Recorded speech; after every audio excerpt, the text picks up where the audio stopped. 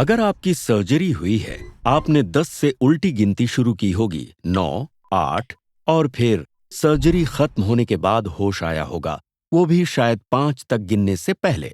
ऐसा लग सकता है कि आप सो रहे थे, लेकिन ऐसा नहीं था। आप पर एनेस्थीसिया का असर था, जिसे समझना थोड़ा मुश्किल है। आप बेहोश थे, आप ना तो हिल सके, ना कुछ याद रख सके और ना ही दर्द को महसूस कर सके। अगर ये सभी एहसास एक साथ बंद न किए जाएं, तो कई सर्जरीज को अंजाम देना दर्दनाक होगा। मिस्र, एशिया और मध्य पूर्व के प्राचीन चिकित्सा ग्रंथ शुरुआती एनेस्थेटिक्स के बारे में बताते हैं, जिनमें अफीम, मैंड्रेक फ्रूट और शराब जैसी चीजें शामिल थीं।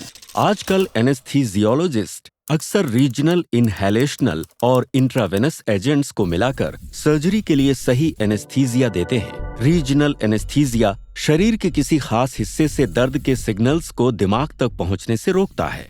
दर्द और दूसरे मैसेजेस इलेक्ट्रिकल इम्पल्सेस के रूप में नर्वस सिस्टम से गुजरते हैं। रीजनल एनेस्थेटिक्स इलेक्ट्रिकल बैरिकेड बनाकर काम करते हैं। ये न्यूरॉन के सेल मेम्ब्रेन के प्रोटीन से जुड़ते हैं और नेगेटिव चार्ज वाले पार्टिकल्स को जाने देते हैं, जबकि पॉजिटिव चार्ज वाले पार्टिकल्स को रोकते हैं। ऐसा करने वाला एक कंपाउंड है कोकेन, जिसके दर्द खत्म करने वाले असर का पता तब चला जब ये एक ऑप्थेल्मोलॉजी इंटर्न की जीभ पर लगा।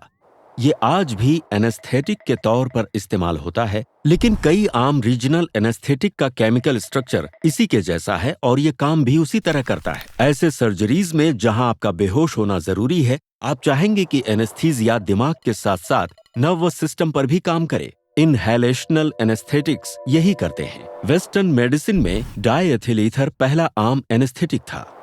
इसे तब तक रिक्रिएशनल ड्रग माना जाता रहा जब तक डॉक्टर्स को ये एहसास नहीं हुआ कि इसके असर में रहते हुए लोगों को अपनी चोटों का एहसास नहीं होता। 1840 के दशक में उन्होंने दांत निकलवाने और सर्जरी के दौरान मरीजों को ईथर से बेहोश करना शुरू किया। इसके बाद नाइट्रस ऑक्साइड मशहूर हुआ, जिसे आज भी इस्तेमाल किया जाता है। हालांकि सीवोफ्लोरेन जैसे डिराइवेटिव्स का इस्तेमाल ज्यादा होता है। इनहेलेशनल एनेस्थीसिया को अक्सर इंट्रावेनस एनेस्थीसिया के साथ दिया जाता है, जिसे 1870 के दशक में विकसित किया गया। आम इंट्रावेनस एजेंट्स प्रोपोफॉल जैसे सेडेटिव्स होते हैं जो बेहोश करते हैं, और फेंटेनिल जैसे ओपियोइड्स जो दर्द कम करते हैं। ये आम एनेस्थेटिक्स नर्वस सिस्टम के इलेक्ट्रिकल सिग्नल्स पर भी असर डालते हैं।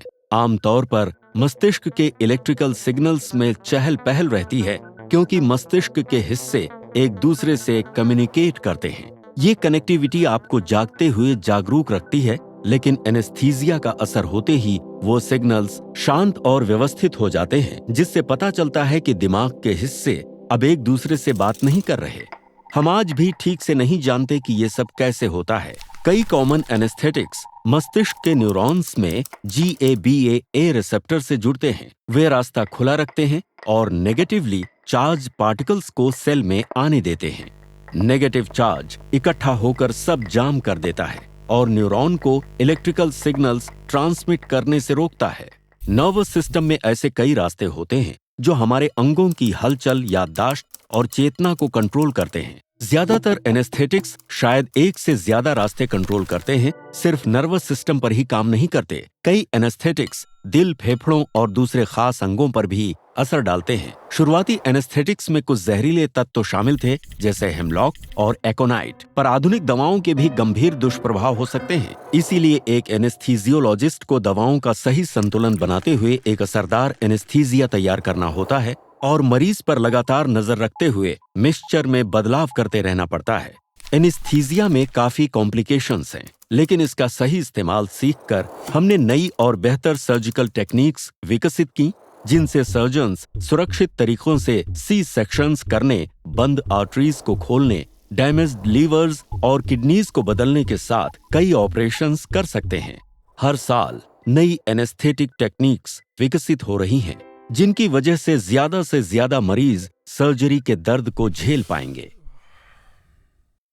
इन वीडियोस के जरिए सीखते रहें और हमें सब्सक्राइब करना ना भूलें। कुछ नया सीखने का मौका कभी ना गंवाएं।